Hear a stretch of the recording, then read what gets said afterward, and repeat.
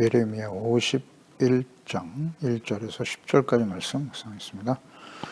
51장 1절에서 10절까지 말씀 읽겠습니다. 여호와께서 이와 같이 말씀하시되 보라, 내가 멸망시키는 자의 심령을 부추겨 바벨론을 치고 또 나를 대적하는 자 중에 있는 자를 치되 내가 타국인을 바벨론에 보내어 기질하여 그의 땅을 비게 하리니 재난의 날에 그를 에워싸고 치리로다. 활을 당기는 자를 향하여 갑옷을 입고 일어선 자를 향하여 쏘는 자는 그의 활을 당길 것이라. 그의 장정들을 불쌍히 여기지 말며 그의 군대를 전멸시켜라. 무리가 갈대아 사람이 땅에 죽임을 당하여 엎드러질 것이요 관통상을 당한 자가 거리에 있으리라. 이스라엘과 유다가 이스라엘의 거룩하신 이를 거역함으로 죄가가 땅에 가득하나 그의 하나님 만군의 여호와에게 버림받은 호라비는 아니니라. 바벨론 가운데서 도망하여 나와서 각기 생명을 구원하고 그의 죄악으로 말미암아 끊어짐을 보지 말지어다. 이는 여호와의 보복의 때니 그에게 보복하시리라. 바벨론은 여호와의 손에 잡혀 있어 온 세계가 취하게는 금잔이라. 문 민족이 그 포도주를 마심으로 미쳤도다. 바벨론이 갑자기 넘어져 파멸되니 이로 말미암아 울라. 그 상처를 위하여 유황을 구하라. 혹 나으리로다. 우리가 바벨론을 치료하려 하여도 낫지 아니한즉 버리고 각기 고향으로 돌아가자. 그 화가 하늘에 미쳤고 궁창에 달하였음이로다. 여호와께서 우리의 공의를 드러내셨으니 오라, 시온에서 우리 하나님 여호와의 일을 선포하자. 아멘. 하나님의 일을 선포하라. 바벨론을 완고하고 교만한 유다 주변 나라들을 심판하는 도구로 사용하셨죠. 하지만 그들 역시 교만함으로 결국 하나님의 진노의 심판에 직면하게 될 것이라는 말씀을 하십니다. 선지자를 통해서 이렇게 미리 예언의 말씀을 전하여 듣게 하시는 이유는 바벨론도 돌이킬 수 있는 기회를 주시는 것이죠. 돌이킬 수 없겠지만 기회를 주시는 거예요. 하나님은 하나님의 백성들뿐만 아니라 주변의 모든 사람들이 하나님을 알고 그분을 경외하고 죄를 버리고 하나님께 돌아오기를 간절히 원하시죠. 구원을 원하시는 하나님이세요. 또 하나의 의미는 이런 거겠죠. 이 하나님의 백성들이 하나님을 버리고 당시 우상을 섬기며 주변 나라의 강대국들을 의지하고 그들이 섬기는 우상들을 끌어들여 섬겼지 않습니까? 그러니까 그들이 얼마나 허망한 결정과 선택을 했는가를 보여주시는 거죠. 그래서 바벨론을 통해서 주변 나라들을 다 멸망시키셨는데 공의의 심판 앞에 서게 될 것이고 결국 강대국인 바벨론마저도 하나님의 진노의 심판 가운데 떨어지게 될 것이다. 이것은 결코 우연이 아니고 하나님께서 하시는 일임을 누구에게? 하나님의 백성들에게 깨닫게 하기 위해서입니다. 그러니까 하나님의 백성들이 유다 백성들이 바벨론에 의해서 멸망을 당하고 지금 포로로 끌려갔는데요. 그 포로로 바벨론에서 70년간을 살게 될 것이란 말이죠. 그러면 자연스럽게 그들의 문화와 그들이 섬기는 우상의 영향을 받을 수밖에 없습니다. 하나님 이걸 아시죠? 그래서 미리 바벨론이 멸망할 것이다. 하나님의 공의의 심판 가운데 떨어질 거야. 라는 말씀을 선지를 통해서 전해 주심으로써 기록하여 남기심으로써 70년 동안 포로 생활하는 하나님의 백성들이 바벨론과 함께 멸망하는 자가 되지 말라고 경고하시는 거죠. 하나님의 백성들에게 지금 이 말씀을 하고 계시는 거예요. 너희들이 과거와 같이 바벨론의 공격을 피해서 암몬을 의지하고 애굽을 의지하고 힘 있는 자들을 의지하려고 했다가 결국 하나님 앞에 멸망을 당하고 말았지.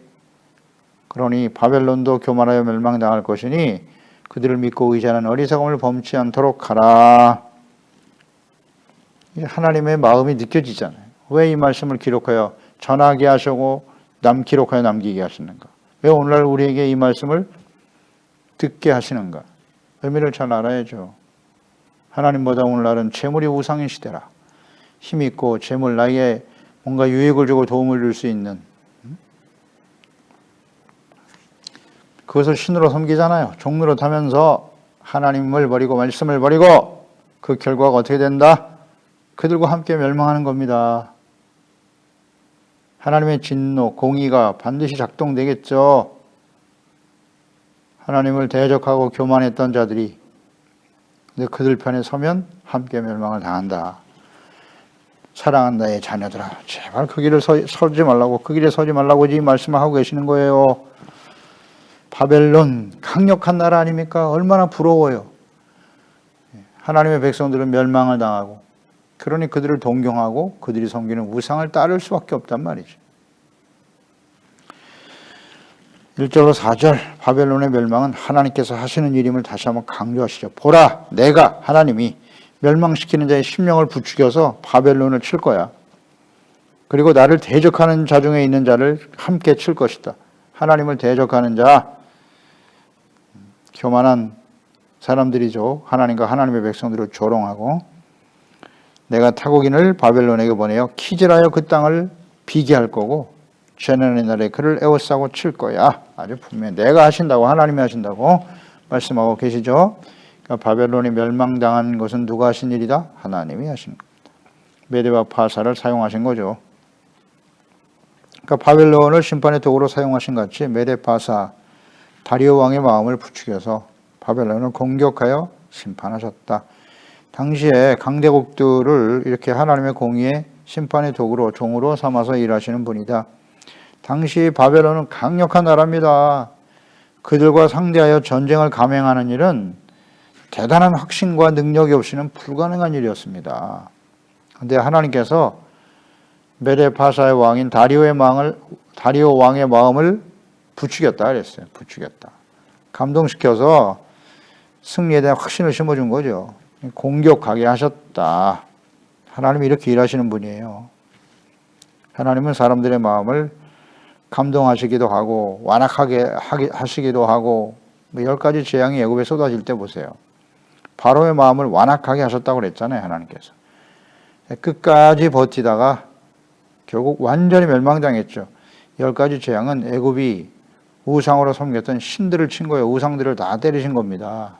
그들이 믿고 의지했던 우상이 하나님 앞에서 얼마나 허망한 일인가. 그러나 궁극적인 목적은 어디에 있었다?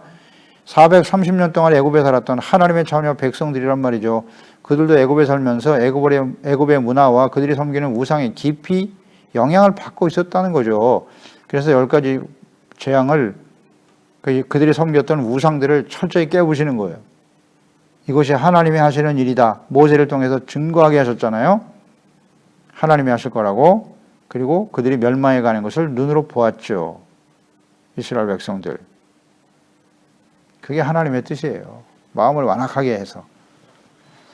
그래서 다시는, 애굽의 신은 정말 무능하구나. 우리 하나님 여호와가 진짜 살아계신 하나님이구나. 고센 땅에 살던 이스라엘 백성들은 그 재앙에 하나도 미치지 않았거든요. 그런데 어떻습니까? 그렇게 연단을 시켜서 홍해를 건너면서 구원하셨더니 광야에 있는 동안 툭하면 애굽으로 돌아가자고. 하나님이 우려하셨던 일들이 현실로 나타나기 시작하죠. 그래서 결국은 10번이나 하나님을 시험하고 보면 불평하다가 기성세대들은 광야에서 다 죽었습니다. 그만큼 쉽지 않아요. 이 세상에 살면서 하나님이 없는 이 세상 속에서 말이죠. 우리가 이 영향을 받고 그들과 쉽게 동화될 수밖에 없다는 사실, 세속화될 수밖에 없다는 사실을 우리 인정해야 됩니다. 왜 이런 재난과 시련들이 다가오는지. 그러니까 하나님은 이렇게 마음을 부추겨서 하나님의 사람들의 마음을 감동하여 일하게 하신단 말이죠. 그 이후에 이스라엘 백성들이 연단의 시간을 지난 후 바벨론 70년 동안 살게 되죠. 예루살렘으로 돌아오게 하실 때도 역시 고레스 왕의 마음을 감동시켜서 하나님의 일을 하시지 않습니까? 에스라 1장 1절로 3절에 보면 바사왕 고레스 원년에 여호와께서 예레미야의 입을 통하여 하신 말씀을 이루게 하시려고, 예레미야 선지자 통해 주신 말씀을 이루게 하시려고 바사왕 고레스의 마음을 감동시켰다. 그가 온 나라에 공포도 하고 조소도 내려 이르되 바사왕 고레스는 말하노니 하늘의 하나님 여호와께서 세상 모든 나라를 내게 주셨다. 이런 고백을 하지 않습니까?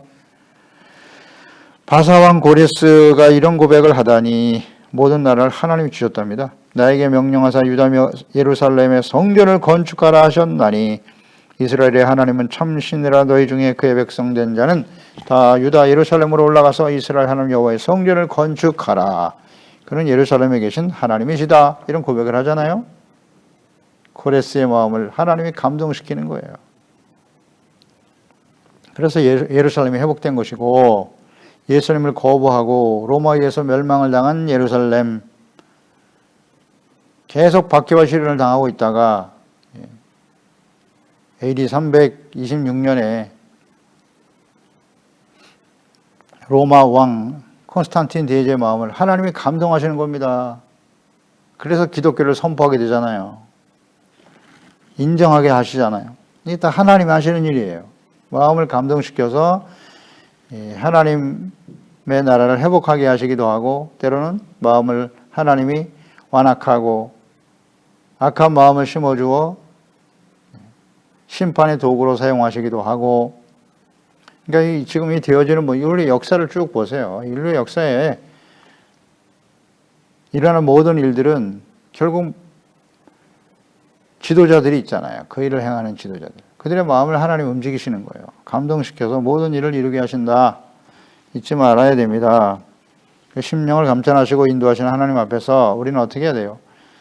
항상 우리의 마음을 잘 지켜야죠. 심령을 새롭게 하는 것이 매우 중요해요. 로마서 12장 2절에 너희는 예수 믿고 구원받아 의롭다함을 얻은 하나님의 자녀들은 이 세대를 본받지 말고 오직 마음을 새롭게 함으로 변화를 받아 너희의 하나님의 선하시고 기뻐하시고 온전하신 뜻이 무엇인지 분별하도록 하라. 세대를 본받지 말라잖아요. 그냥 내버려 두면 안 됩니다. 마음을 새롭게 해야 돼요. 너희 이미 예수 믿고 의롭다함을 얻었는데요. 구원받은 하나님의 자녀들이 이 세상에 사는 동안 세대를 본받지 말아야 한다. 마음을 새롭게 하라. 변화를 받아야 된다. 말씀과 성령의 역사가 아니면 불가능하죠. 경건의 삶이 그래서 중요한 것입니다. 그리고 그의 장정들을 불쌍히 여기지 말라고 그랬어요. 바벨론 군대 전멸시켜라. 무리가 갈대 사람의 땅에 죽임을 당하여 엎드려질 것이고 관통상을 당한 자가 거리에 있으리라. 그대로 상상이 되네요. 바벨론이 어떻게 멸망을 당하게 될지 자세히도 기록해 놓으셨네. 불쌍히 여기지 말라는 게 중요해요. 하나님의 심판이 시작되면 공의 심판은 오래 참으시죠. 말씀도 전해주시고 돌이킬 수 있는 기회를 주시지만 그럼에도 불구하고 돌이키지 않을 때 시작되는 거예요. 그렇기 때문에 긍휼이 없어요. 이게 중요합니다. 이건 절대 진리예요. 하나님의 백성들에게도 그렇고 모든 사람들에게 하나님의 말씀을 듣게 하시고 기회를 주셔요. 그래도 돌이키지 않으면 긍휼이 없는 하나님의 공의가 작동되는 거예요. 그게 바로 요한계시록이겠죠. 긍휼 없는 심판을 받지 않으려면 어떻게 해야 돼요? 마태복음 5장 7절이죠. 긍휼히 여기는 자가 복이 있나니 그들이 긍휼히 여김을 받을 것이다. 야고보서 2장 10절에 긍휼을 행하지 아니하는 자에게는 긍휼 없는 심판이 있을 거야. 긍휼은 심판을 이기고 자랑한다. 심판받지 않으려면 긍휼히 여김을 받아야 돼요. 긍휼히 여김을 받아야 된다.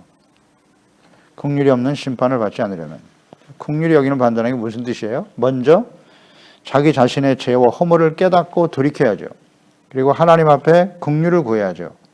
그래서 용서를 받는 것이에요. 그래야 심판을 면할 수가 있어요. 또 하나는 하나님이 나 같은 죄인을 용서해 주셨으니 이웃을 긍휼히 여기는 자들이 되어야 한다. 긍휼히 여기는 자가 복이 있나니 긍휼히 여김을 받을 것이라 말씀하셨기 때문에 긍휼히 여겨라. 긍휼히 여겨라. 자신의 죄를 합리화시키라는 게 아니에요. 죄를 버리고 하나님 앞에 긍휼히 여김을 받도록 하고 또 이웃의 죄와 허물을 불쌍히 여겨라. 간단하네요. 그럴 때 심판을 이기게 된다. 기회를 주시는 겁니다. 지금 우리에게 이 말씀을 듣게 하시는 것도 기회입니다. 이제 그날이 얼마나 될지 몰라요. 개인적으로 인생을 마감하고 하나님 앞에 설 수도 있고 그날 알 수가 있나? 예수님의 재림 역시 마찬가지. 임박한 시대임을 우리가 인식하고 있고 곧 예수님이 이 땅에 오셔도 이상하지 않은 때입니다. 지금이. 그런 시대에 우리가 살고 있다. 긍휼이 굉장히 중요한 거예요. 긍휼. 하나님 앞에 긍휼히 여김을 받는다는 거. 5절에 이스라엘과 유다가 이스라엘의 거룩하신 일을 거역했다. 이스라엘, 유다. 죄과가 땅에 가득했다 그랬어요. 하지만 하나님 만군의 여호와에게 버림받은 호라비는 아니다. 거룩하신 하나님을 거역한 것이다. 누가? 하나님의 자녀와 백성들이. 그래서 결과 땅에 죄과가 가득했다.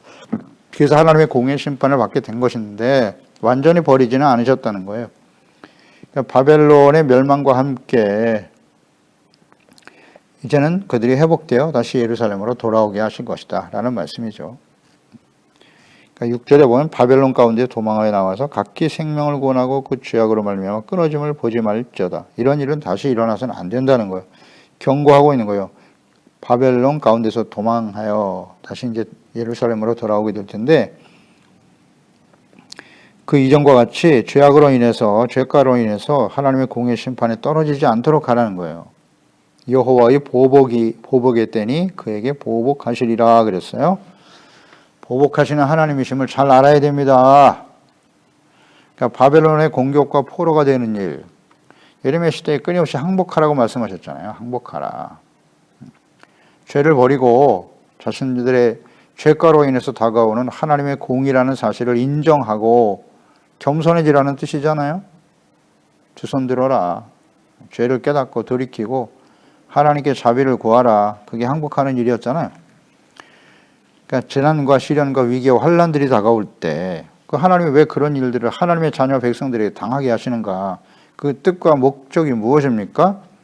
죄악으로 인해서 하나님과의 관계가 끊어진 것을 다시 회복하시려고 하는 거예요.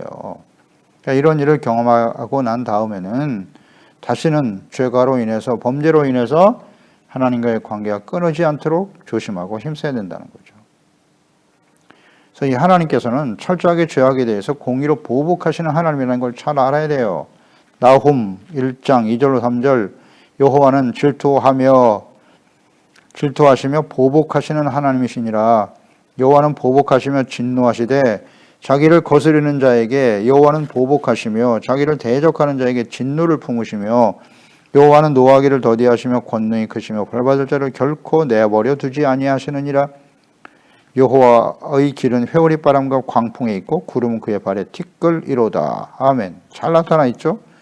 하나님은 사랑하시기 때문에 질투하시는 거고, 보복하시는 하나님이시다. 보복, 죄에 대해서는, 범죄한 일에 대해서는 보복하시는 분이고, 자기를 대적하는 자에게 진노를 품으신다. 하나님을 대적하는 일, 말씀을 듣고 불순종하는 일, 하나님을 버리고 말씀을 버리고 우상을 향해 달려가는 일, 끊임없이 하나님의 말씀을 보내사 돌이킬 기회를 주지만 거부하는 일, 이게 대적하는 거잖아요. 그런데 여호와는 노하기를 더디하시며 그랬죠.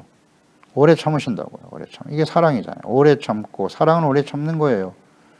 다시 돌아오기를 기다리고 계시지만 끝까지 거부하면 결국 하나님의 보복 앞에 서게 된다는 거죠. 이 하나님을 알아야 됩니다.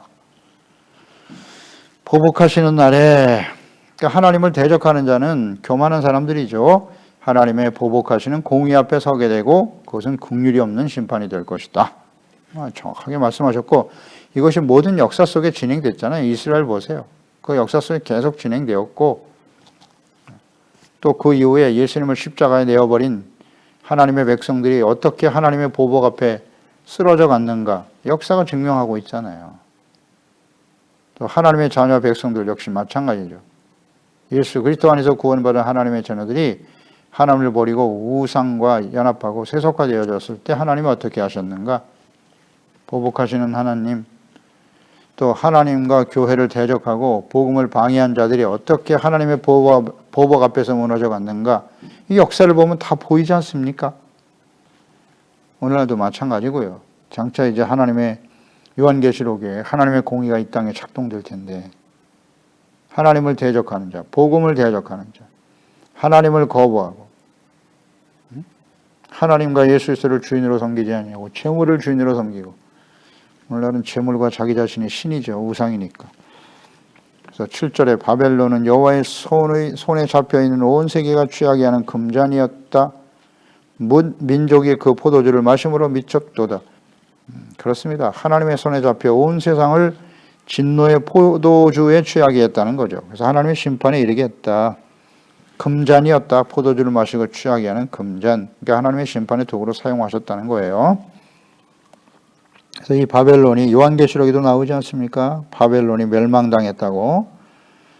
계시록 14장 10절 11절. 그도 하나님의 진노의 포도잔을 마시리니 그 진노의 잔에 섞인 것이 없이 부은 포도주라 거룩한 천사들 앞과 어린 양 앞에서 불과 유황으로 고난을 받게 되는데 그 대상이 누구냐? 그 고난의 연기가 세세토록 올라가리로다. 짐승과 그의 우상에게 경배하고 그의 이름에 표를 받는 자는 누구든지 밤낮 쉼을 얻지 못하리라. 우상 숭배하는 자들, 적그리스도와 함께 그를 믿고 따르는 자들, 우상 숭배하는 자들이 하나님의 진노의 포도주의 잔을 마시게 될 것이다. 동일하게 이어지지 않습니까? 하나님의 백성들이 그 역할과 사명을 다하지 못하니까 주변의 모든 사람들이 다 이렇게 하나님의 공의의 진노의 포도주잔을 마시게 되더라는 거죠. 책임이 굉장히 크죠. 이스라엘, 하나님이 제사장의 나라로 세웠는데 예수 그리스도를 믿고 구원받은 우리들은 거룩한 나라요 하나님의 소유된 백성이고 왕같은 제사장들로서 그 역할을 다해야 되는데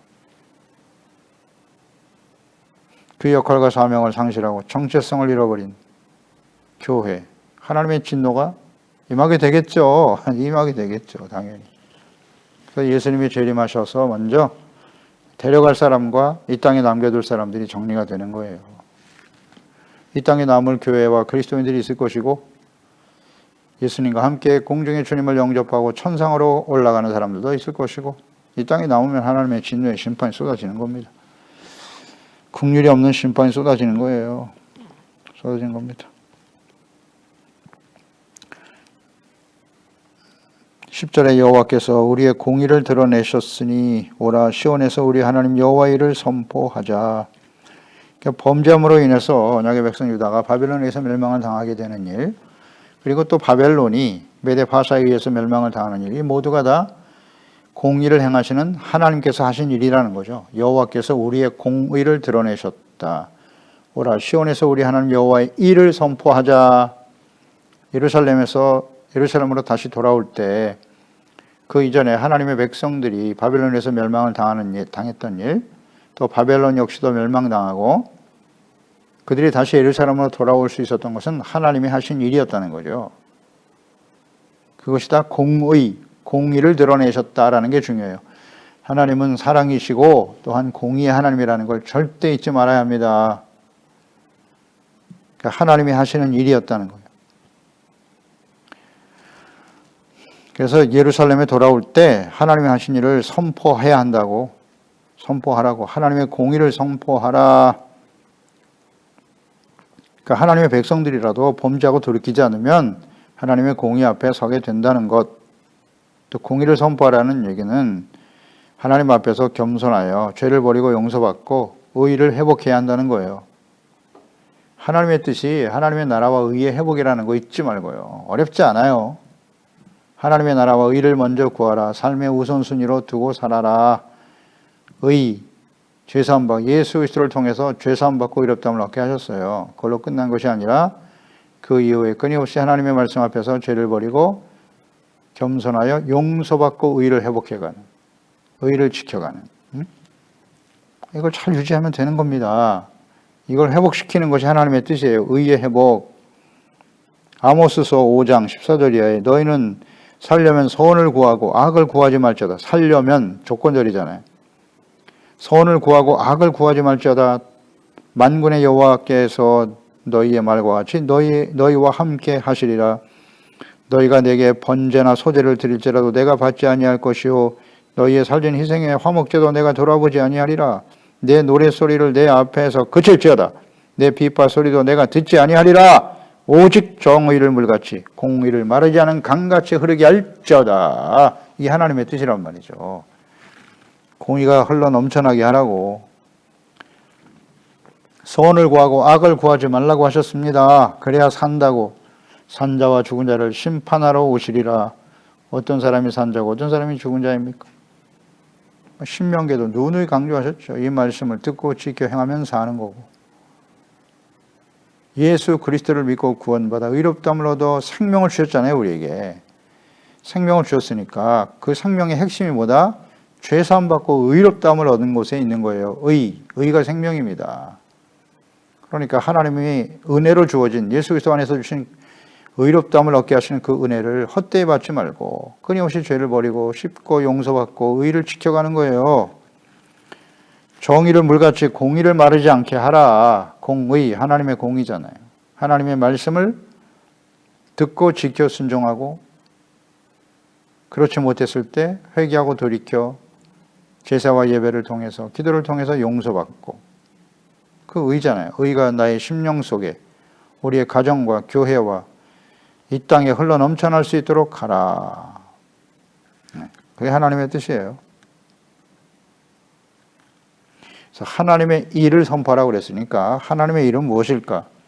요한복음 6장 28절 29절에 보면 그들이 묻되 우리가 어떻게 하여야 하나님의 일을 하오리까? 예수께서 대답하여 이르시되 하나님께서 보내신 일을 믿는 것이 하나님의 일이다. 제자들이 물었죠. 그러니까 예수 그리스도, 하나님 보내신 예수 그리스도를 믿는 것이에요. 믿음으로 인해서 의롭다함을 얻게 되는 것이죠. 의. 믿음으로 의롭다함을 얻게 하고 나의 의는 믿음으로 말미암아 살리라.